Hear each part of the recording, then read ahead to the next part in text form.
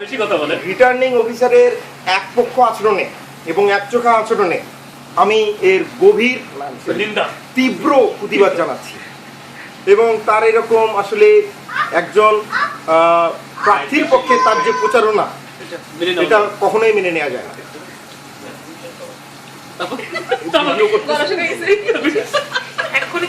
আমাদের নেতা একটু গলা শুকায় গেছে, বলবে, কথা বলবে, অসুবিধা নাই। আপনি একজন আসলে প্রার্থী হিসেবে আমি চাচ্ছিলাম যে আমার একটা পোস্টার সুন্দর করে দিয়ে দেব। পোস্টার ইলেকশন কমিশনে জমা হবে, মেনে নেওয়া যায়, কিন্তু ইলেকশন কমিশনে জমা হওয়ার পরে এই যে রিটার্নিং অফিসাররা একজন মানে কি বলবো একটা স্পেসিফিক ইয়েকে জেতানোর জন্য, প্রার্থীকে জেতানোর জন্য যেরকম কাজগুলো করছেন এটা আসলে মেনে নেওয়া যায় না। এটা সরাসরি নির্বাচন আচরণবিধির লঙ্ঘন। আমরা চাই এর সঠিক তদন্ত হোক এবং সেনাবাহিনী নামানো হোক। আমরা সেনাবাহিনীর পক্ষে।